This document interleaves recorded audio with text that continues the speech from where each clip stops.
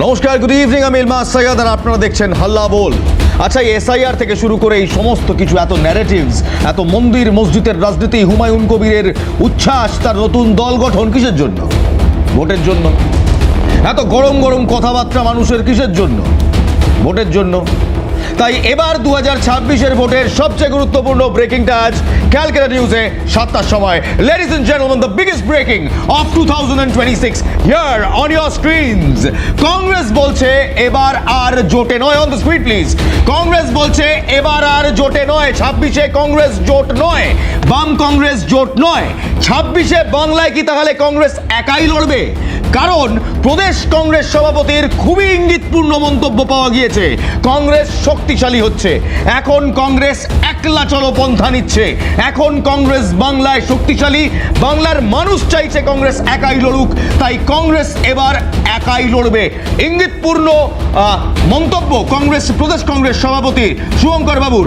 কি বলছেন শুভঙ্কর বাবু? প্রথমে সরাসরি শুনবো, তারপর আলোচনায় আসবো। এখনো পর্যন্ত বাংলার মানুষ বলছে যে 48 বছর ক্ষমতায় নেই, কিন্তু এখনো যেদিকে তাকাই কংগ্রেসের সৃষ্টি, তাই কংগ্রেসকেই চাই। সেই কারণে কংগ্রেসের র্যাঙ্ক অ্যান্ড ফাইল, ইনফ্রাস্ট্রাকচার সবকিছু মিলে চাইছে যে কংগ্রেস এককভাবে লড়াই করুক। বাংলার জনগণের ডেভেলপমেন্ট, উন্নয়ন, সুরক্ষা, আর বাকি কারুর প্রতি আমাদের কোনো মাথা ব্যথা নেই। রাজনৈতিক বিভিন্ন দল আছে, তারা তাদের মতো লড়বেন। এটাই গণতন্ত্রের বিষয়, এটাই মাল্টি পার্টি কালচার। আমাদের সেখানে কোথাও কিছু বলার নেই। আজকে সন্ধ্যাবেলার বিগ ব্রেকিং, একাই লড়তে চায় কংগ্রেস। কংগ্রেস বলছে বাংলার মানুষ তারা চাইছে কংগ্রেস একাই লড়ুক।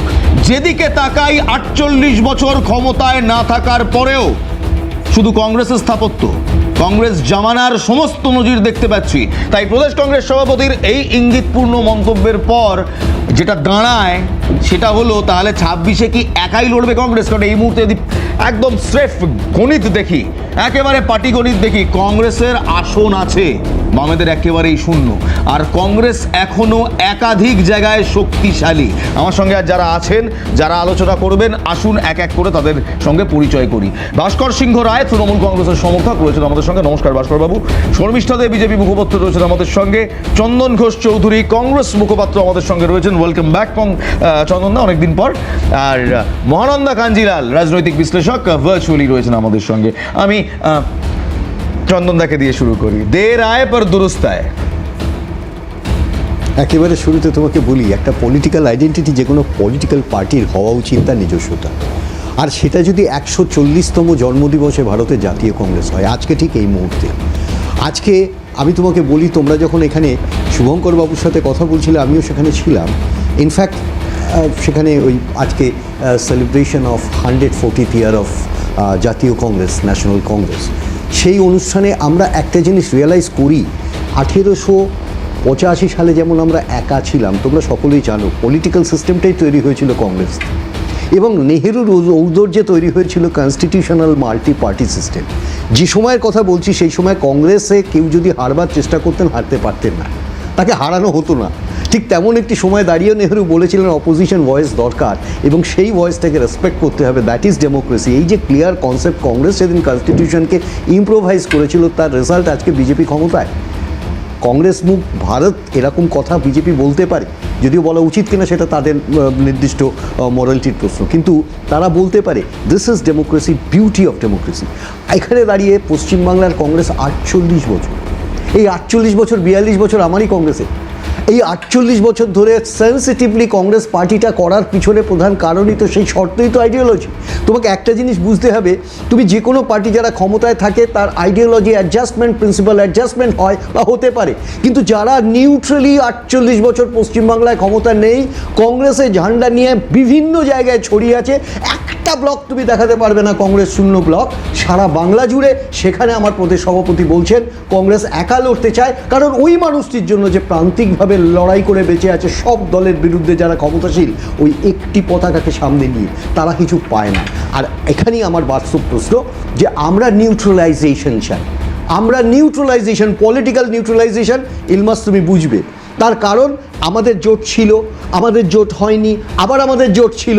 ঠিক এমন একটি জায়গায় দাঁড়িয়ে যখন আমরা নিউট্রালাইজ করতে চাইছি, এই 294টি আসনে আমরা লড়ছি, মানে 294টি আসনে আমরা আমাদের অস্তিত্বকে প্রমাণ করছি। প্রমাণ করা এটা অনেকেই একটু সতর্ক হয়ে ভাবে, আচ্ছা কংগ্রেস কি, আমরা জেতার কথা বলিনি, আমার দলের কর্মী আছে, তাদের উদ্বুদ্ধের কথা বলেছি, তাদের প্রিন্সিপালিটির কথা বলেছি, দলের পতাকা যারা আজও বহন করছেন তারা সেই দলের পতাকা, তাদের প্রতি আমাদের দায়িত্ববোধ হচ্ছে এই।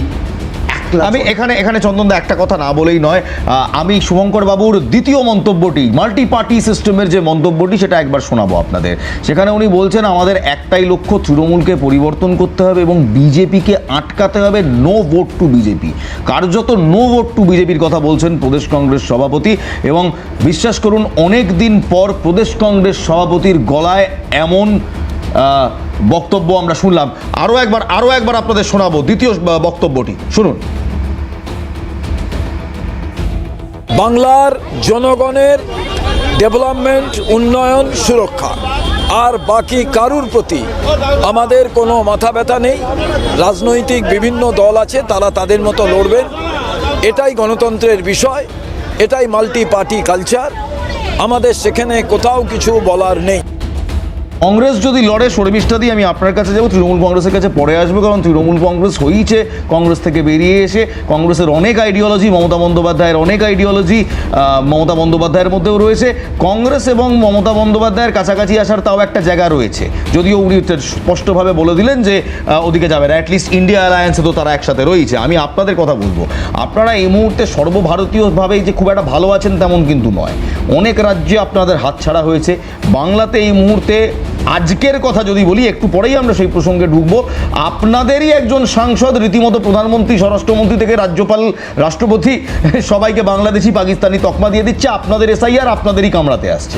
এই মুহূর্তে কংগ্রেস যদি একা লড়ে, বামেদের মতো দল কিন্তু নয় কংগ্রেসের এখানে সিট আছে, কংগ্রেসের এখানে শক্ত গড় আছে, চাপে তো পড়বেন আপনারা। আচ্ছা, প্রথমেই আমি একটা কথা বলতে চাইব, সেটা হচ্ছে কংগ্রেস এবং বাম যে জোট ছিল, সেই জোটে গত 21-এর নির্বাচনেও লড়েছেন ওনারা এবং তার পরবর্তী ক্ষেত্রেও দেখতে পেয়েছি। কিন্তু সিট আসার ক্ষেত্রে কটি করে সিট এসছে সেটাও আমরা দেখেছি। কংগ্রেসের সিট এসছে, বামেদের আসেনি, কংগ্রেসের এসছে। কটি এসছে সেটাও আমরা দেখেছি। খুব ভালোভাবে বলতে পারি যে কংগ্রেস বর্তমান পশ্চিমবঙ্গে প্রাসঙ্গিকতা হারিয়েছে প্রায়। এই অবস্থায় দাঁড়িয়ে একটা শতাব্দী প্রাচীন দল আজকে নতুনভাবে যদি বলেন যে প্রত্যেকটা জায়গায় তারা প্রার্থী দেবেন এবং তারা একলা চলবেন, এটাই তো স্বাভাবিক। গণতন্ত্রের পথে এগোন না, আমরাও তো গণতন্ত্রের পথে এগিয়েই প্রত্যেকটা 294টা জায়গায় প্রার্থী দিয়ে আমরাও তো সেই লড়াইটাই আসতে চাইছি। এবং জনগণ যাকে পছন্দ করবেন, জনগণ যার নীতি নির্ধারণ, নীতি দেখে। কিন্তু লড়াইটার প্রসঙ্গেই আমি শর্মিষ্ঠা দি, লড়াইটা তো আপনাদের তৃণমূল কংগ্রেসের সাথে বাংলায় না, এরকম কোনো বিষয় নেই তো। তৃণমূল কংগ্রেস আমরা আসতে চাইছি জনগণকে বলে যে নির্দিষ্ট এনডিএ জমানা না, বিষয়টা সেটা নয়। আমরা একটা গণতান্ত্রিক ব্যবস্থার মধ্যে যখন রয়েছি, তখন একজন পুরো একটা নির্দিষ্ট একজনের বিরুদ্ধে লড়ছে এরকম তো ব্যাপার না। মাল্টিপার্টি সিস্টেম আপনি মানবেন শর্মিষ্ঠা দি, যে আপনার প্রধান বিরোধী কিংবা প্রধান লড়াই তৃণমূল কংগ্রেসের সাথে ক্ষমতায় তারা। ঠিক বললেন আপনি, এবার ঠিক বললেন, প্রধান বিরোধী প্রধান লড়াই, এবার ঠিক বললেন। এবং দ্বিতীয় নম্বরেই কংগ্রেস আসবে। মাল্টিপার্টি সিস্টেমের কথা বলছিলাম, মাল্টিপার্টি সিস্টেমে দ্বিতীয় নম্বরেই কংগ্রেস আসবে বলছি। মাল্টিপার্টি সিস্টেমের কথা যখন বলবেন, প্রধান বিরোধীর কথা বলবেন, অবশ্যই তৃণমূল কংগ্রেস বর্তমান শাসক দলে রয়েছেন, আমরা বিরোধী দলে রয়েছি। আমাদের অবশ্যই প্রত্যেকটা শাসকের বিরোধিতা করা বা শাসকের যেগুলো খামতি সেগুলো তুলে ধরা আমাদের কাজ, প্রধান বিরোধী দলের কাজ হিসেবে আমরা সেই কাজটা করছি, এটা ঠিক। সুতরাং ভোটের ময়দানে তাদের বিরুদ্ধেই আমাদের প্রধান চ্যালেঞ্জ থাকবে, এটাও ঠিক। কিন্তু তার পাশাপাশি মাল্টিপার্টি সিস্টেমে কংগ্রেসও থাকবে, তারা তাদের বিষয়গুলোকে সামনে তুলে ধরবে, আমরা আমাদের বিষয়গুলোকে সামনে তুলে ধরবো। না, আপনি যেটা বলছেন সেটা তথ্যে শুনতে খুব ভালো লাগে। আমি একটু পাটিগণিতে যাচ্ছি।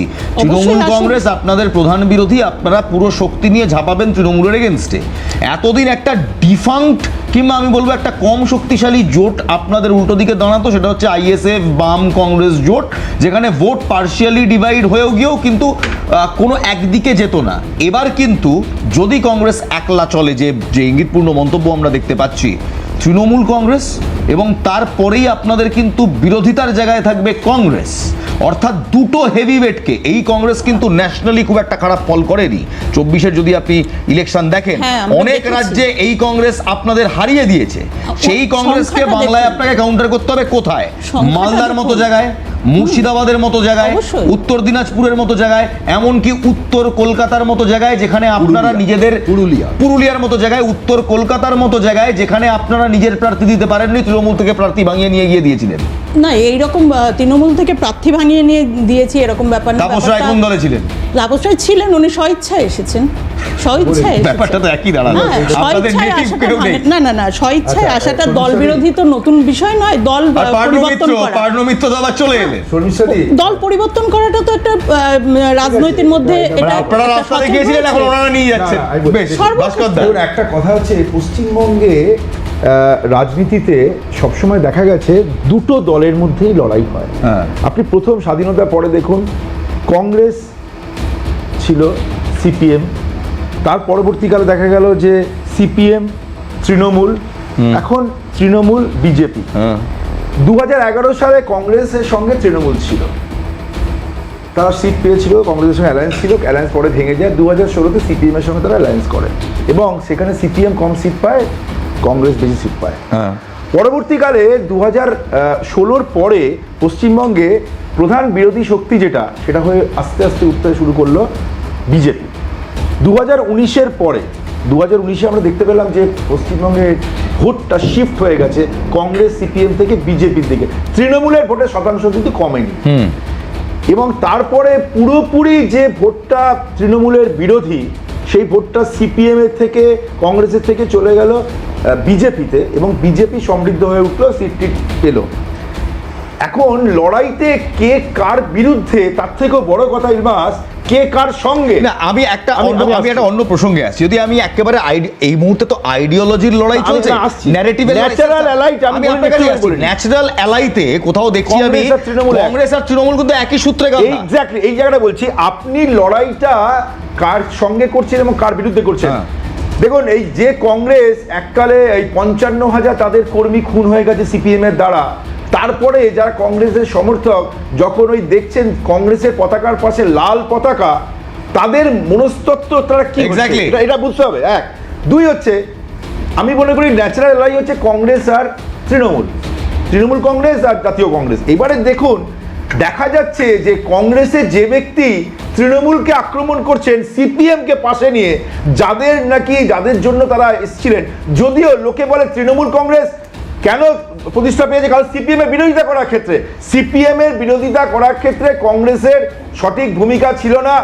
এই কারণেই কিন্তু কংগ্রেসকে বি টিম বলা হয়েছিল এবং তারপরে তৃণমূল সৃষ্টি। প্রশ্ন হচ্ছে যে ন্যাচারাল অ্যালাই হচ্ছে কংগ্রেসকে বুঝতে হবে যে আমাদের লড়াইটা কিন্তু বিজেপির বিরুদ্ধে। এবার আমি এখানে তারা লড়াই করেছিল তৃণমূলের বিরুদ্ধে। আমরা খুশি হচ্ছি, গ্র্যান্ড ওল্ড পার্টি। অনেক সময় পাবো। আমি একবার মহানন্দা দিকে নিয়ে আসবো। মহানন্দা দি, এই মুহূর্তে মানুষ রীতিমতো তিতিবিরক্ত। এক হচ্ছে এসআইআর এর ঝামেলা, 85 বছরের বয়স্ক মানুষদের গিয়ে লাইনে দাঁড়াতে হচ্ছিল, আজকে ইলেকশন কমিশন বলেছে বাড়িতে শুনানি হবে। দ্বিতীয় হচ্ছে কোন কোশ্মিনকালে কোন বিএলও, কোন ইলেকশন আধিকারিক, কোন নাম কি ভুল টাইপ করেছে, তার খেসারত 40 বছর পর দিতে হচ্ছে আজকে তরুণ প্রজন্মকে এবং এক সংখ্যক ছেলেদের। বিএলওরা তারা ক্ষুব্ধ ইলেকশন কমিশনের ওপর, খোদ বিজেপির সাংসদ ক্ষুব্ধ অনন্ত মহারাজ। তিনি প্রধানমন্ত্রী এক করে নয়, তিনি প্রধানমন্ত্রী থেকে শুরু করে সবাই দিকে যাচ্ছে। আমরা এই মুহূর্তে একেবারেই রাখবো কংগ্রেসের বক্তব্যটাই রাখবো। আমার পিসিআরকে বলবো এত তাড়াহুড়ো করবেন না, এক এক করে সবসময় যাবো, ওয়েট ফর মাই কিউ। আমি মহানন্দাদি একটাই প্রশ্ন করব আপনাকে, এই মুহূর্তে যদি বাংলার রাজনীতিতে কংগ্রেস এবং তৃণমূল কংগ্রেস কাছাকাছি আসে, কিংবা বিজেপিকে যদি কংগ্রেস এবং তৃণমূল কংগ্রেসের দুজনের সাথে লড়াই করতে হয়, কোনো বাম আইএসএফ কেউ নয়, কংগ্রেস তৃণমূল কংগ্রেস বনাম বিজেপির জন্য আদৌ কি বাংলার রাজনীতির পাটিগণিতে লড়াইটা সহজ হবে? দেখো, রাজনীতির প্রেক্ষাপটটা বা রাজনৈতিক পটভূমিকাটা ভারতবর্ষে অ্যাব্রাপ্টলি চেঞ্জ হয়ে গেছে। কাজে যে মানে ঐতিহাসিকভাবে আমরা স্বাধীনতার পরবর্তীকাল থেকে যে রাজনীতি দেখে এসেছি বা রাজনীতির চর্চা করেছি, যেটুকু পড়াশোনা করেছি এ বিষয়ে, আমাদের সত্যি খুব অবাক লাগে যে এই রাজনীতির যে পট পরিবর্তন এটা সাধারণ মানুষ কিভাবে নিচ্ছে, এটা সব থেকে বড় প্রশ্ন আজকের দিনে। এবং পশ্চিমবঙ্গের রাজনীতির ক্ষেত্রেও আমরা যে চেঞ্জটা দেখেছি, কংগ্রেস জমানা, তারপরে সিপিএম ঠিক, জমানা, তারপর তৃণমূল জমানা, সেখানে রাজনীতিক দলের পরিবর্তন তো হতেই পারে গণতন্ত্রে, সেটা নিয়ে কোনো আলোচনার দরকার নেই, কিন্তু দরকার যেটা হচ্ছে যে কি প্রেক্ষিতে রাজনীতির পরিবর্তনগুলো হচ্ছে, মানুষ কিভাবে এই জিনিসটাকে অ্যাকসেপ্ট করছে। যেমন এটা আমি ভাবতেই একটু হবে ধরিয়ে দিই, যে- আজকে শুভঙ্কর বাবু প্রদেশ কংগ্রেস সভাপতি শুভঙ্কর বাবু একটা বক্তব্য রেখেছেন। সেই বক্তব্যতে তিনি বলছেন, দেখুন, মন্দির মসজিদ হোক, গীতা পাঠ হোক, কোরআন পাঠ হোক, আমার কোনো সমস্যা নেই, আরও বেশি করে হোক, সংবিধানটাও পাঠ হোক, যাতে মানুষ বুঝতে পারে কি বলা যায় আর কি বলা যায় না। আর দ্বিতীয় মন্দির মসজিদ বানাবেন, নিশ্চয়ই বানাবেন, তার আগে কটা হাসপাতাল বানান, শিক্ষাঙ্গন বানান, শিল্প আনুন। আমার মনে হয় তরুণ প্রজন্ম এই মুহূর্তে দাঁড়িয়ে কোথাও এই শিল্পর মুখের দিকে চেয়ে বসে আছে। আজ যেটা শুভঙ্কর বাবু বলছেন, চাকরি, বাংলার ছেলেপিলেরা বাইরে চলে যাচ্ছে, আমার বন্ধু বান্ধবরা কজন থাকে বাংলায়, বছরে একবার দেখা হয়, একদম। কারণ তারা সবাই আমি এটাই বাইরে। বলতে চাইছিলাম, হ্যাঁ, এই পয়েন্টটাতেই আমি আসতে চাইছিলাম যে এই যে চেঞ্জটার কথা আমি বলছি, সেখানে সেটা ভালো খারাপ সেটা মানুষ বিচার করবে, কিন্তু এই যে রাজনীতির সঙ্গে একটা ধর্মীয় যোগাযোগ, যেটা উন্নয়নের বার্তাটাকে, উন্নয়নের কথাগুলোকে পেছনের সারিতে ফেলে দিচ্ছে এবং এগিয়ে আসছে ধর্ম এবং রাজনীতির একটা মেলবন্ধন, এই যে পরিবর্তনটা, সেইখানে দাঁড়িয়ে শুভঙ্কর সরকার একটা নতুন জায়গা তৈরি করার চেষ্টা যদি করে থাকেন, তাহলে মানুষ সেটাকে কিভাবে নিচ্ছে সেটা সব থেকে বড় প্রশ্ন। একেবারে। কারণ কংগ্রেস বরাবর মানুষ কংগ্রেসের সিপিএম এর জোটটাকে কিভাবে নিজে দেখতে পেয়েছি আমরা, এই প্রশ্নটা ধর্মনিরপেক্ষতার কথা বলে, সংবিধানের কথা বলে, এবং সংবিধান যখন তৈরি হয় অবশ্যই কংগ্রেসেরই ভাবধারা সেখানে প্রাধান্য পেয়েছিল, এবং দীর্ঘদিন ধরে কিন্তু সেই ভাবধারাটা ভারতবর্ষে ছিল। এখন পরিবর্তন হবে, কিন্তু এই যে সেকুলারিজম বা ধর্ম নিরপেক্ষতা, এইটার ব্যাখ্যাটা কিন্তু ভীষণভাবে বদলে যাচ্ছে রাজনীতিতে। এবং বেশ, আমরা চেষ্টা করবো যাতে আমাদের সংবিধান না বদলায়, কারণ আমাদের সবার নিশ্চয়ই ওটাই লক্ষ্য। আই এম শিওর শর্মিষ্ঠা দি, আপনারা ওটাই লক্ষ্য যে সংবিধান কি বদলাবেন আপনারা? না, এরকম কোনো সম্ভাবনা তৈরি বাঁচা হয়েছে গেল, কি? বাঁচা গেল। না, অনেকেই তো বলেন বদলে টদলে দেবেন, মানে আজকাল বাংলাদেশের অনেক নেতারা বলছে, আজকাল বাংলা না, আমি সহজ প্রশ্নটা করলাম এই কারণেই, বাংলাদেশের প্রচুর নেতা সংবিধান, মানে ওদের দেশের সংবিধান বদলে ফেলার কথা বলছে। আবার এদেশেরও অনেক হোয়াটসঅ্যাপ ইউনিভার্সিটির নেতারা এই সংবিধান এবং এই সংবিধানে থাকা সেকুলার শব্দটাকে নিয়ে, আজকাল তো কিছু নিউজ অ্যাঙ্কারও এই সেকুলার শব্দটাকে নিয়ে প্রচণ্ড রকমের বিতর্কিত মন্তব্য করছেন, যেটা আমাদের সংবিধান জায়গা দেয় না। সেইখান থেকেই বলা, সংবিধানটা থাকবে, কিছু থাকুক আর না থাকুক, ওটা বদলানোর সাহস কোনো নেতার নেই। একটা ছোট্ট বিরতি নেব, বিরতির পর ফিরে আসছি, কারণ এই মুহূর্তে কংগ্রেসের সভাপতির এই বক্তব্য বাংলার রাজনৈতিক মোড়টা কিছুটা হলেও ঘুরিয়েছে। বাম কংগ্রেস জোট ভোট না টানতে পারলেও একা কংগ্রেস জোট কিন্তু এতটা সমস্যা নয়। একটা পুরনো কংগ্রেসি ধাঁচ আছে বাংলায়, একটা পুরনো কংগ্রেসি ঘরানা আছে বাংলায়, একটা পুরনো কংগ্রেসি গড় আছে। তার ফায়দা কি এককভাবে লড়লে কংগ্রেস পাবে? ছোট্ট বিরতি, তারপর ফিরে আসছি। আর বিজেপির অস্বস্তির কারণগুলো এই মুহূর্তে এসআইআর নিয়ে, সেগুলোও দেখাবো। দেখুন, ওই একটা কথা আছে না নাটকে, সত্যি কি বিচিত্র এই দেশ, এই দেশ সত্যি বিচিত্র।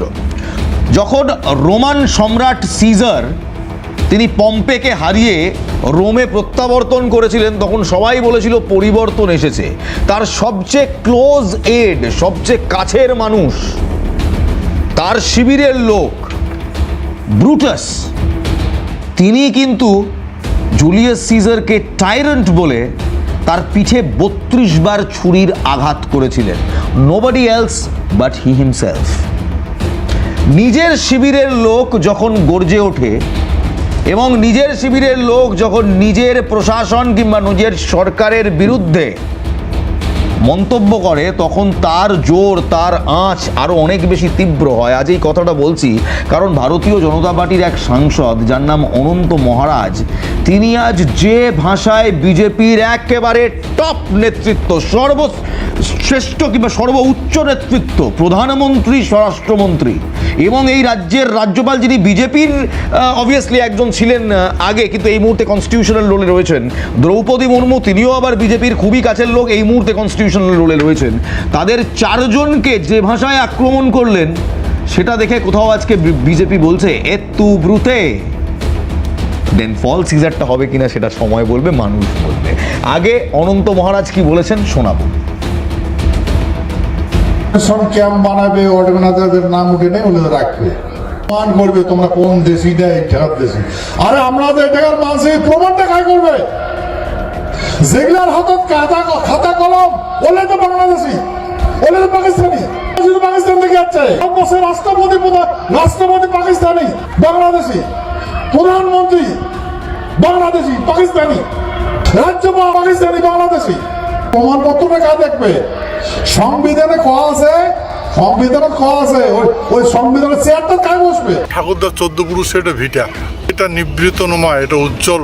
আচ্ছা আচ্ছা, এখানে মহারাজা কান্তেশ্বর রাজ প্যালেস আছে। ওদিকে এই পবিত্র ভূমিত আমরা আমার পরম্পরাগত যেটা পুষ্ণা ভাত, এই পুষ্ণা ভাতের আয়োজন করছে, সেই আয়োজনে আমি অংশগ্রহণ করছি। আর আজকে এটি কোনো যাকে বন ভোজন, তো এই বন ভোজন খাবার আসছি। সকালে সুখ শান্তি সমৃদ্ধ এই বন ভোজন করিয়া আমরা কামনা করব। ভারতীয় জনতা পার্টির রাজ্যসভার সংসদ অনন্ত মহারাজ বলছেন সংবিধানের কথা।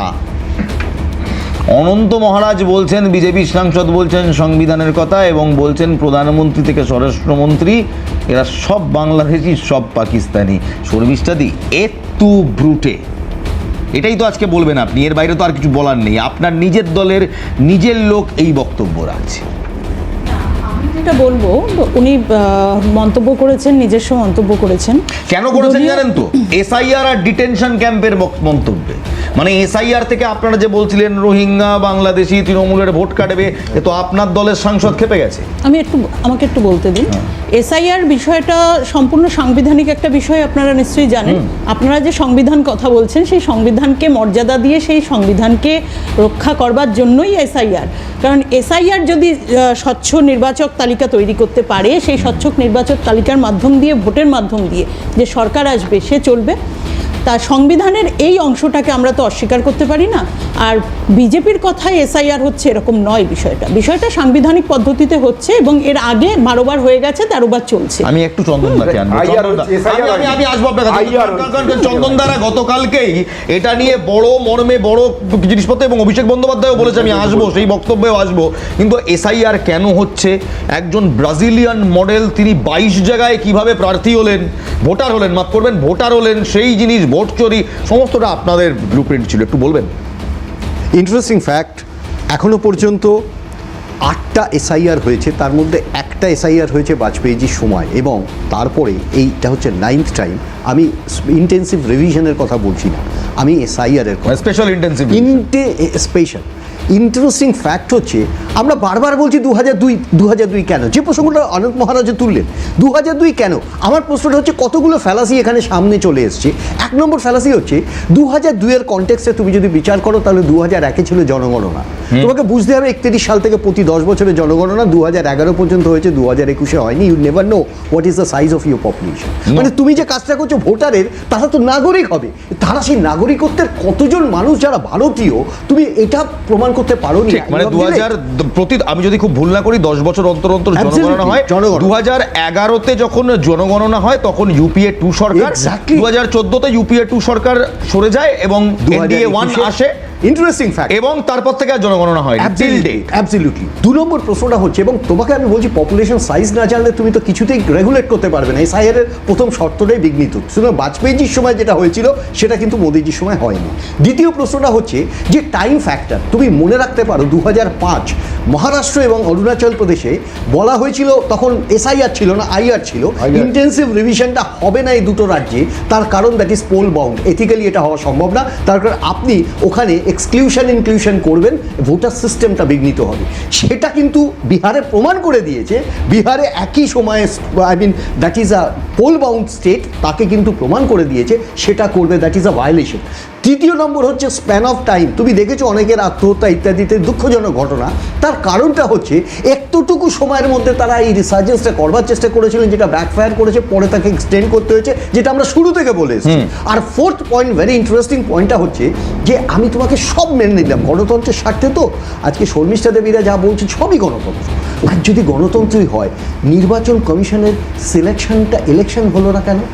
সিলেকশন হলো কেন যেখানে প্রধানমন্ত্রী এবং প্রধানমন্ত্রীর সাথে একজন ক্যাবিনেট মিনিস্টার রিজার্ভিস স্বরাষ্ট্রমন্ত্রী বিরোধী দলনেতা থাকবেন 2023, আর দ্যাটস দি এন্টায়ার প্রোফাইল, যেখানে পুরো চেঞ্জ হয়ে গেল। অর্থাৎ চিফ জাস্টিস অফ ইন্ডিয়াকে সরিয়ে ইম্পার্শিয়ালিটি রাখা হলো না, নিউট্রালাইজেশন অফ কনস্টিটিউশন রাখা হলো না। ডেমোক্রেসির কথা কাদের কাছ থেকে শুনবো? যারা ডেমোক্রেসিতে সিলেক্টেড হয়। আপনারা সিলেক্টিভ ডেমোক্রেসি করছেন, এই প্রশ্ন আমরা করব, কারণ যেহেতু আমি একবার শর্মিষ্ঠাদির বক্তব্য নেব, এই প্রশ্ন আমরা করব কারণ দেখুন, আমরা তো 15 কোটি টাকা বছরে পাই না অনেক অ্যাঙ্কারের মতো। অনেক অ্যাঙ্কার 15 কোটি টাকা বছরে পায় সরকারি তহবিল থেকে 15 কোটি টাকা পায়, আমরা পাই না। আপনি যদি না জানেন তাহলে আপনার ব্যর্থতা, আমরা বলবো না, আমরা পাই না। তাই আমরা জনগণ আমাদেরকে অধিকারটা দিয়েছে প্রশ্ন করে। দেখুন, কে পায় তার নির্দিষ্ট প্রমাণ সহ সে যে বলবে আমরা সেটা দায় নেব। এটা নেবেন সকলেই জানে, এটা দিনের আলোর মতো। ঠিক আছে, আমরা ওই প্রসঙ্গে যাবো না, আপনি উত্তরটা দিন। এই জায়গায় আমরা বারবার একটা কথাই বারবার বলছি, দেখুন এসআইআরটা আমাদের নির্দেশে হচ্ছে এরকম বিষয় নয়, বিষয়টা হচ্ছে নির্বাচন কমিশনের। নির্বাচন না, আমি একবারও বলছি না আপনাদের নির্দেশে হচ্ছে, কিন্তু ম্যাডাম একটা প্রশ্নের উত্তর আমি আপনার কাছে চাইবো, কারণ কি বলুন তো, আমি না মানে আমার একটা সমস্যা আছে, আমি বলছি যেহেতু আমি এখানে জনগণকে রিপ্রেজেন্ট করি, তো জনগণ এত বছর ধরে না ওই গোল গোল আনসার শুনে শুনে থকে গেছে। আমিও I'm also tired of it. So I need some point blank answers. আপনারা করাচ্ছেন না, আমি ফেয়ার এনাফ মানছি, তাহলে কেন আপনাদের নেতা এটাকে নির্বাচনী ন্যারেটিভ হিসেবে ব্যবহার করছে? আপনি যদি বলেন, আমি আপনাকে এক্ষুনি 10টা মন্তব্য শুনিয়ে দেবো আপনাদের বিরোধী দলনেতা থেকে শুরু করে, মানে এই রাজ্যের বিরোধী দলনেতা থেকে শুরু করে বিজেপি নেতাদের, যারা এসআইআর কে একটা পলিটিক্যাল টুল হিসেবে ব্যবহার করছে। যদি বিজেপির না হয় তাহলে কেন করছে? 1 কোটি 20 লক্ষটা পেল কোথায়? কেন বলছি? দুটোই চাই, স্বচ্ছ নির্বাচন, স্বচ্ছ নির্বাচক দুটোই চাই। তার জন্যই আমরা মনে করছি যে এসআইআর হওয়াটা মানে উচিত, এবং পশ্চিমবঙ্গে যথাযথভাবে যদি এসআইআর হয়, যে অবৈধ অনুপ্রবেশকারীরা রয়েছে তারা আমাদের সরকারকে নির্বাচিত করবে, এটা কি সরকার? একেবারেই নয়, একদম নয়। আমরা পশ্চিমবঙ্গবাসীর অধিকারকে প্রতিষ্ঠা করতে চাইছি, এবং সেই ঠিক বলছেন আপনি যে কথা বলছেন, আমার আপনার সঙ্গে কোনো বিরোধিতা নেই। ভোট দেবে তারা যারা এখানকার নাগরিক, একদম 100%। কিন্তু আমার বক্তব্য হচ্ছে, আপনি যখন বলেন কিংবা আপনার দলের কোনো নেতা যখন বলেন 1 কোটি রোহিঙ্গা বাদ যাবে, 2 কোটি রোহিঙ্গা বাদ যাবে, আরে ভারত সরকারের তথ্য বলছে এখানে অত রোহিঙ্গা কোনোদিন প্রবেশই করেনি। আর রোহিঙ্গা যদি বাংলাদেশ থেকে এখানেই ঢুকে থাকে, মানে যেটা ভৌগোলিকভাবে খুবই মানে উইয়ার্ড, কারণ তারা ঢুকতে পারে সরাসরি মণিপুরে, তারা ঢুকতে পারে সরাসরি আসামে, তারা যদি বাংলাতেই ঢুকে পারে, এখনো পর্যন্ত 1 কোটির নাম তো আমি ইলেকশন কমিশনের রুলসে দেখতে পেলাম না যেগুলো বাতিল হয়েছে। না, 59 লাখ অলরেডি যাদের নাম ওঠেনি, তার মধ্যে হিন্দু আছে, মুসলমান আছে, সবাই আছে। না, এবং একটু বলতে হবে, 32 লাখ। আপনি কি জানেন এর মধ্যে হিন্দুদের নাম বাদ গেছে? ভারত সেবাশ্রমের 40 জন হিন্দু সন্ন্যাসীর নাম বাদ গেছে কোন সূত্রে জানেন না তো আপনারা? দাদা বলতে দিন। আপনি বলেছিলেন, আপনারা এই বিরোধী দলনেতা বলেছিল 1.5 কোটি রোহিঙ্গার নাম বাদ যাবে। কতজনের নাম বাদ গেছে? হিন্দুদের নাম বাদ যাবে বলেছিলেন আপনারা, হিন্দুদের নাম বাদ গেছে। আপনি বলুন যে মতুয়ারা হিন্দু না মুসলমান? আপনি দাঁড়ান এক মিনিট, বলতে দিন। সিএটা কি নাগরিক হওয়ার জন্য? আপনি সেই সংখ্যাটা বলুন, কতজন মতুয়া সিএ এর আইনকে ব্যবহার করে নাগরিক হয়েছেন, সেই সংখ্যাটা দিন। আজকে আপনাদের ওখানকার সাংসদ বলছেন শান্তনু ঠাকুর, নাম বাদ গেলে কোনো অসুবিধা নেই। তাহলে হাতাহাতি হয়ে গেল। আপনাকে কে বলেছে? কোথায় সেই নোটিফিকেশন যেখানে আপনাদের মতুয়াদের ওই দেওয়া সার্টিফিকেটটা নাগরিকত্বের প্রমাণ হিসেবে কনসিডার করবে ইলেকশন কমিশন অফ ইন্ডিয়া? কোথায়? সুতরাং আপনারা চাইছেন আস্তে আস্তে মানুষকে ভোট, মানে আগে জনগণ ভোট দিয়ে সরকার বিচার করতো, এখন সরকার ঠিক করে দিচ্ছে কারা ভোট দেবে। আপনাকে একটা জিনিস মাথায় রাখতে হবে, যে এই যে আজকে মানুষগুলো যাদেরকে আপনারা বলেছিলেন 1.5 কোটি 2 কোটি, আপনারা এখনো টার্গেট করে আছেন, এবং ইলেকশন কমিশনের তরফ থেকে বক্তব্য রাখছেন হচ্ছে শুভেন্দু অধিকারী। কি করে উনি সংখ্যা জানতে পারছেন 1.5 কোটি 2 কোটি? আজকে 58 লক্ষ কিছু হাজার মানুষের যে নাম বাদ গেছে বলছেন, তা সেখানে মৃত, শিফট ইত্যাদি আছে। আপনাদের আরেকটা কথা বলি, এই আরো 2 সপ্তাহ মানে 6 সপ্তাহ ধরে চলবে এখানে কিন্তু প্রত্যেকটা বিএলও থেকে আরম্ভ করে আপনারা, যেখানে আপনি অবাক হয়ে যাচ্ছি আমরা, যেখানে মোদি আপনার দমদম এয়ারপোর্টে এসে তাহেরপুর 100 কিলোমিটার দূরে পৌঁছতে পারছেন না, সোশ্যাল মিডিয়াতে আপনার সবকিছু ব্যবহার করছেন। আমি বাস্তবতা ফিরবো আপনার কাছে। সেখানে তাহলে আমি মানুষগুলোকে কেন আসতে হচ্ছে? ছোট্ট করে তাদেরকে কেন আসতে হচ্ছে এটা বলুন। ছোট্ট করে এটা বলুন কেন আসতে হচ্ছে, সেই মানুষকে কেন পৌঁছতে হচ্ছে? অনেকগুলো বিষয় বক্তব্য রাখলেন, তার সঙ্গে আমি শুধু জুড়বো। দেখুন, এসআইআর এ কত লোকের নাম বাদ যাবে বা কিছু, সেটার একটা আমরা রাজনৈতিকভাবে বলতে পারি, কিন্তু কি করে বলতে পারি? কি করে বলতে পারি? আমার একটা প্রশ্ন আছে, এই মুহূর্তে বাংলার টোটাল নাম্বার অফ ভোটার কিংবা টোটাল পপুলেশন বাংলায় কত আছে আপনি বলতে পারবেন না, কারণ 2011 পর এখানে জনগণনাটাই হয়নি। তাই 2000 না, সারা দেশ জুড়ে হয়নি, বাংলাতে হয়নি। 2026-এ দাঁড়িয়ে এসআইআর হওয়ার আগে একটা সংখ্যা ঠিক করে দেওয়া যে এই সংখ্যক নাম বাদ যাবে, এটা তো জ্যোতিষশাস্ত্র কিংবা জাদু বল, কারণ এর কোনো 60 লক্ষ মানুষের 7 কোটি 64 লক্ষ নাম ছিল 1 জানুয়ারি 2025 সালে অ্যাকর্ডিং টু ভোটার লিস্ট। 7 কোটি 64 লক্ষ দেখে নিন। তো সুতরাং আপনারা প্রথমে বলছেন 1.5 কোটি নাম বাদ যাবে, এই ধরনের অবিবেচকর মতো মন্তব্য আপনারা কি করে করতে পারে? আমরা একটা ছোট্ট বিরোধী এই কথাগুলো হয়েছে, তাহলে খারাপ লাগতে পারে, কারো ভালো লাগতে পারে, আম জনতার প্রশ্ন বলছি, কারণ মানুষ লাইনে দাঁড়াচ্ছে। অনেক মানুষ একটা অক্ষর ভুল থাকার জন্য কিংবা খুব ছোট ছোট ত্রুটির কারণে লাইনে দাঁড়াচ্ছে, বিরক্ত হচ্ছে। এই লাইনে আমরা 2016 সালে দাঁড়িয়েছিলাম, ভেবেছিলাম তাতে অনেক কিছু হয়ে যাবে, কিন্তু তাতে কিছুই হয়নি।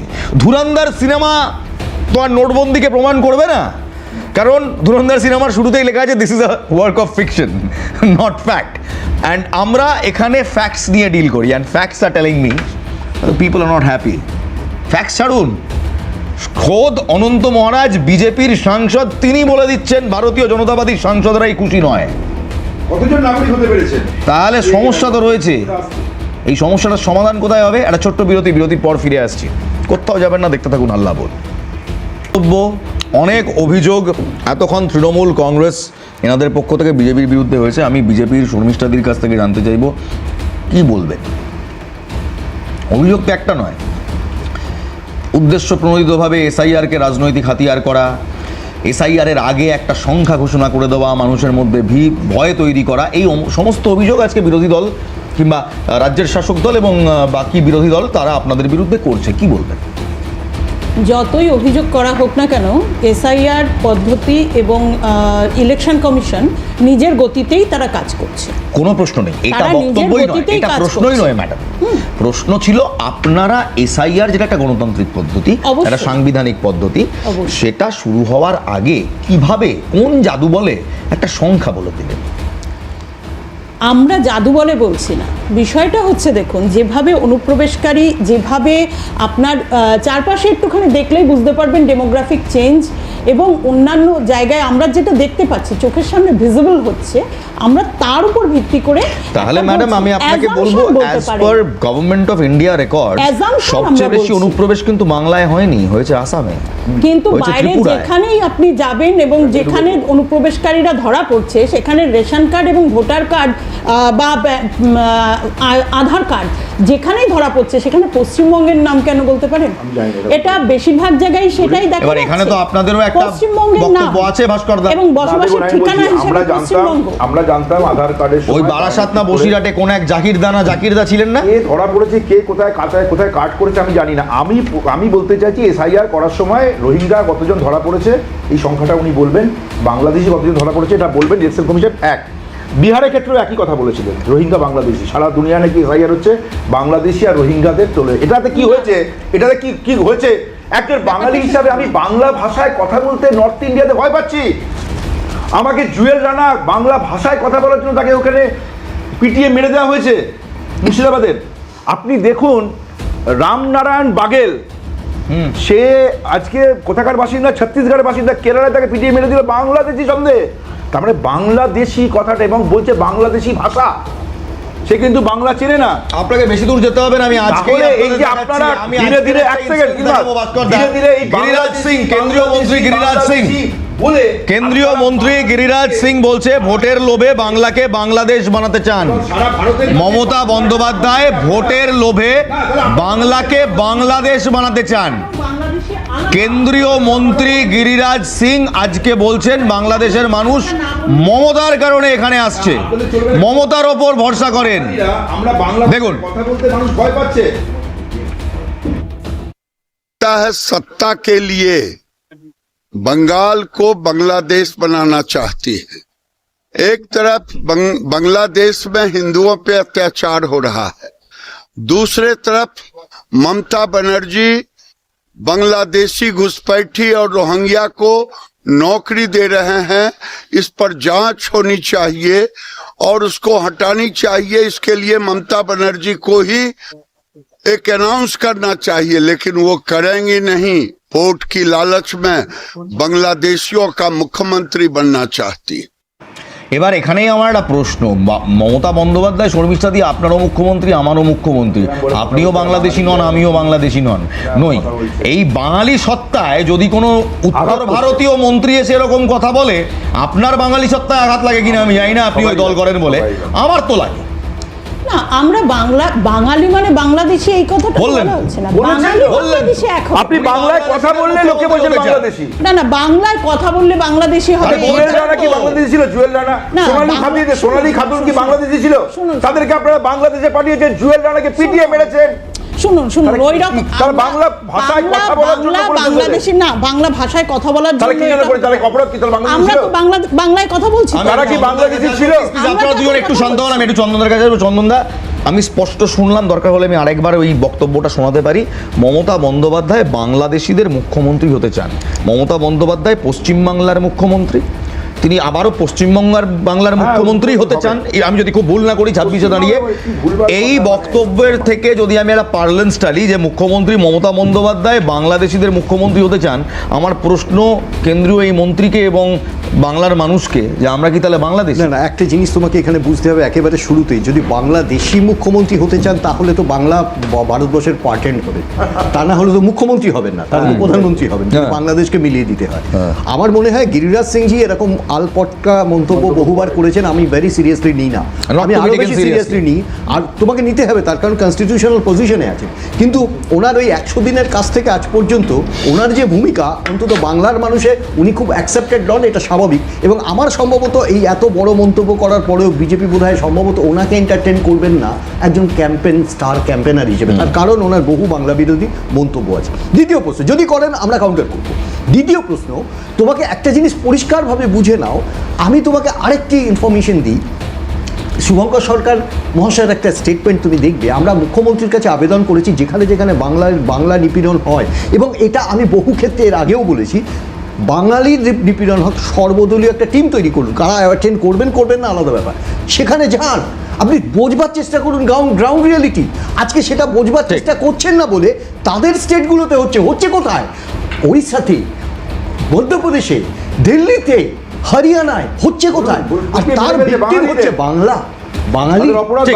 আমরা এই প্রসঙ্গ নিয়েই থাকবো একটা ছোট্ট বিরতি, কারণ এই বাংলাদেশির সমস্যায় কোথাও না আমরা বাঙালিরা মাঝখানে পড়ে গেছি। দেখুন, বাংলা ভাষায় আমরাও কথা বলি, বাংলাদেশের ওপার বাংলার লোকজনও কথা বলে, কিন্তু দুই বাংলা এক নয়। ও বাংলার ভাষা শুনলে আপনি বুঝতে পারবেন ও বাংলার ভাষার টান এ বাংলারও অনেকের মধ্যে রয়েছে। এককালে এই ভারতীয় জনতা পার্টি সেই সেন্টিমেন্টকে, সেই কাঁটাতার পেরিয়ে আসার সেন্টিমেন্টকে কাজে লাগিয়ে ভোট চেয়েছিল। আজ আমার প্রশ্ন, বাংলায় যদি সত্যি বাংলাদেশি থাকে, 47-এর পর এলো না 71-এর পর? এই মুহূর্তে তো আসছে না। হ্যাঁ, একেবারে না বলতে পারি না যে অনুপ্রবেশ হয় না। ভারত সরকার পার্লামেন্টে দাঁড়িয়ে যে তথ্য দিয়েছে অনুপ্রবেশের, সেটা কোটিতেও নয়, সেটা লক্ষতেও নয়, কয়েকশো থেকে কয়েক হাজারের মধ্যে। তাই কয়েক লক্ষ কোটি বাংলাদেশি যদি পশ্চিমবঙ্গে ঢুকে পড়ে থাকে, ভারত সরকারের দেওয়া পার্লামেন্টে তথ্যর বাইরের যে তথ্যটা, কোটি কোটি তথ্য আসছে, তাহলে 47-এ এসছেন তারা না 71-এ এসছেন তারা? এই প্রশ্নটাও থাকবে। আর তাদেরকেই যদি আজকে বাংলাদেশি বলা হয়, তাহলে বিজেপি এই দুদিকের খেলা কেন খেলছে? এই প্রশ্ন নিয়ে ফিরছি একটা ছোট্ট বিরতির পর। দেখুন, একেবারে কেন্দ্র সরকারের তথ্য বলছি, 2014 থেকে 2024 ভারত বাংলাদেশ বর্ডারে, ভারত বাংলাদেশ সীমান্তে মোট 18,800 ইনফিল্ট্রেশন অ্যারেস্ট হয়েছে, 7,500 ইনফিল্ট্রেশন অ্যাটেম্প্ট হয়েছে, তার মধ্যে 8,500 অ্যাটেম্প্ট এবং 20,800 মানে infiltration arrest across all border হয়েছে। যদি শুধু বাংলার বর্ডার দেখি তাহলে 7,500 ইনফিল্ট্রেশন অ্যাটেম্প্ট এবং 18,800 অ্যারেস্ট। এটা ভারত সরকারের তথ্য। 2014 855 অ্যাটেম্প্ট, 2,160 অ্যারেস্ট, 19-এ 500 অ্যাটেম্প্ট, 1,109 অ্যারেস্ট, 22-এ 857 অ্যাটেম্পটস, 2,076টি অ্যারেস্ট, 24-এ 977 অ্যাটেম্প্ট, 2,525 অ্যারেস্ট। যদি 2025 সালের পরিসংখ্যান দেখি তাহলে দেখা যাচ্ছে জানুয়ারি থেকে নভেম্বরের মধ্যে 1,104টি অ্যাটেম্প্ট হয়েছে, 2,556টি ইনফিল্ট্রেটরকে অ্যারেস্ট করা হয়েছে। বিএসএফ নিশ্চয়ই ভালো কাজ করছে। শর্মিষ্ঠা দি, আপনাকে প্রশ্ন করব, বিএসএফ নিশ্চয়ই ভালো কাজ করছে। বিএসএফ এর কাজ বিএসএফ করবে। গুড, কারণ এখানে ইনফিল্ট্রেশন অন্য কোনো এজেন্সি আটকাতে পারে না, একমাত্র বিএসএফ আটকাতে পারে। I have full faith on the BSF. আমার প্রশ্ন হলো, আমি যদি 2014 থেকে 2024 প্লাস 2025 ডেটা অ্যাড করি, তাহলে সাকুল্যে 25 থেকে 30,000 আসছে, 25 থেকে 30,000 সংখ্যাটা আসছে ইনফিল্ট্রেশন অ্যাটেম্প্ট অ্যান্ড অ্যারেস্টে। পার্লামেন্টে দেওয়া তথ্য, পার্লামেন্টে দেওয়া তথ্য। অরক্ষিত 2 কোটির হিসেব না, অরক্ষিত ঢুকলো কখন? তার হিসাবটা কি করে হলো? সর্বত্র ছেড়ে দিন, আমি বাংলার কথা বলছি। আমি বাংলার কথাই বলছি। বাংলাদেশের সঙ্গে পশ্চিমবঙ্গের বর্ডার এমন এমন জায়গা দিয়ে শেয়ার করছে যে সেখানে অনেক দুর্গম জঙ্গল অঞ্চল রয়েছে, নদী অঞ্চল রয়েছে। আপনারা তো এটা তো স্বীকার করবেন। কিন্তু এসে পড়তে হয় কোনো একটা টাউনে। হ্যাঁ, এবং তারপরের দায়িত্বটা কিন্তু পশ্চিমবঙ্গ সরকারেরও রয়েছে। ম্যাডাম, আমি এখানে আপনাকে শুধু একটা তথ্য দিয়ে দিই যে সরকারের তথ্য বলছে 25 টু ম্যাক্স 30,000, কিংবা আমি আরো আপনাকে গ্রেস দিলাম 35,000 সরকারি তথ্য। 30 থেকে 35,000-এর মধ্যে ঘোরাফেরা করছে অ্যারেস্টেড।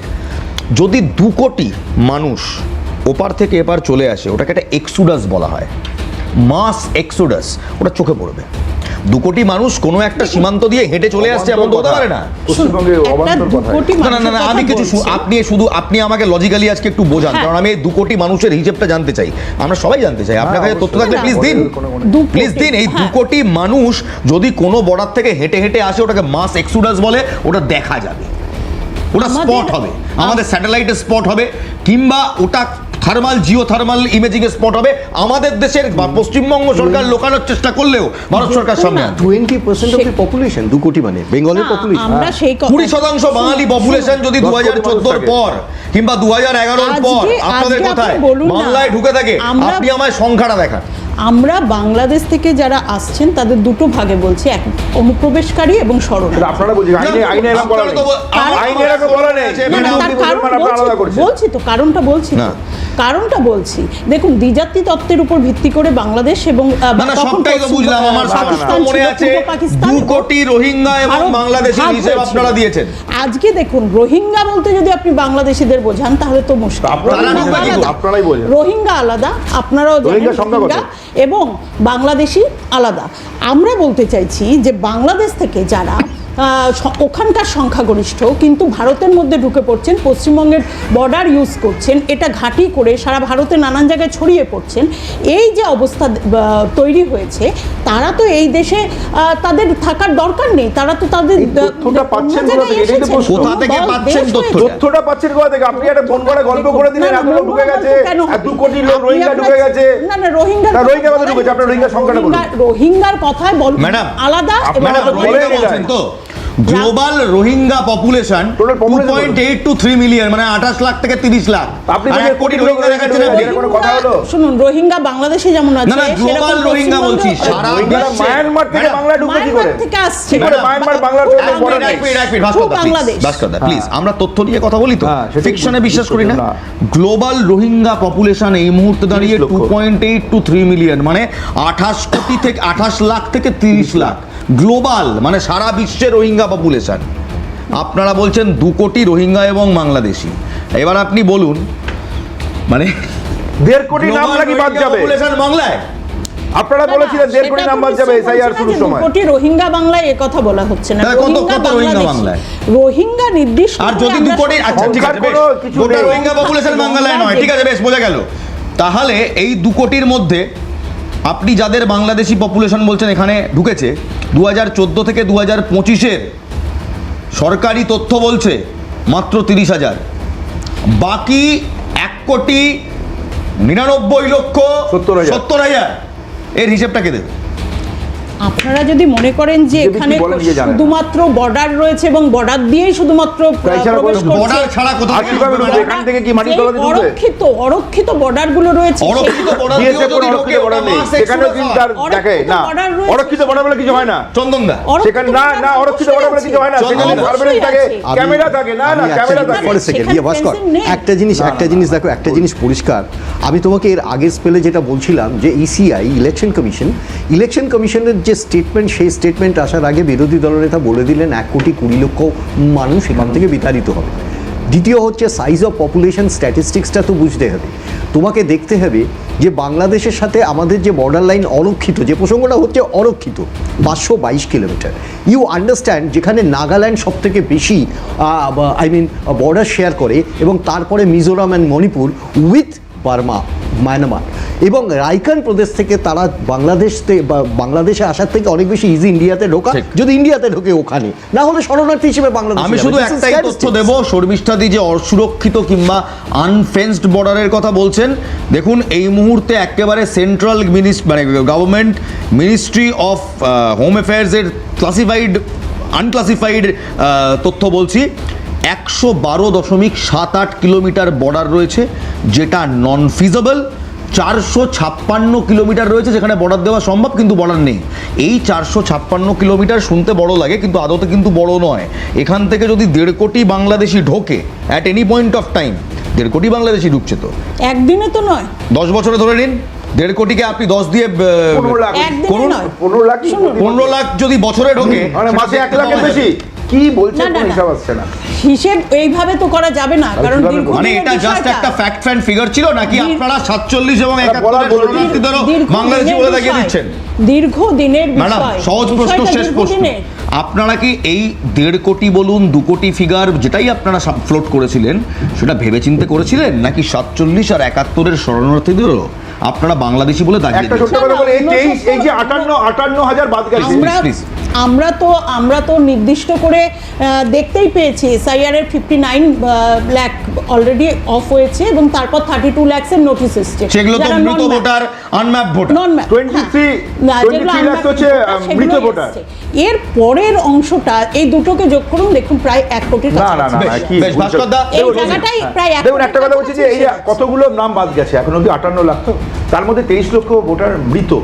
সুতরাং এখানে যে আমি জানতে চাইছি, এই ফিগারটা ইসিআইকে দিতে বাধ্য, যে যারা বারবার ধরে এই কথাটা ইসিআই, যারা বিজেপি বলে যে কতজন বাংলাদেশি মানে বিদেশি অনুপ্রবেশকারীকে পাওয়া গেল, বেশ, এই ফিগারটা পাবো আমরা। আমার সময় নেই, আমি একেবারে শেষবার একবার বলবো, চন্দন দা লাস্ট। না, এখানে দেখো নতুনভাবে কিছু বলার নেই। আমি বারবার যেটা বলছি, ফ্যাক্ট অ্যান্ড ফিগার এখানে ডিস্টর্ট করা হয়েছে, এবং সেটা ধীরে ধীরে প্রমাণিত হবে। অনুপ্রবেশকারী আছে, সেই অনুপ্রবেশকারীর ক্ষেত্রে রাজ্য সরকারের রেসপন্সিবিলিটিকে কেউ অস্বীকার করতে পারবে না। ইকুয়ালি বিএসএফটা আমরা তৈরি করেছি এই কারণে, সো দ্যাট বর্ডার চেক হবে, তাদের রেসপন্সিবিলিটি তাদের নিতেই হবে। একেবারে এখানেই শেষ করছি। সরি মনন্দা দিয়ে আজকে খুব বেশি আপনার সঙ্গে আলোচনা করা গেল না, really sorry, but thank you for coming on the show. আজকে এখানেই শেষ করছি, ভালো থাকবেন, ভালো রাখবেন, জয় হিন্দ।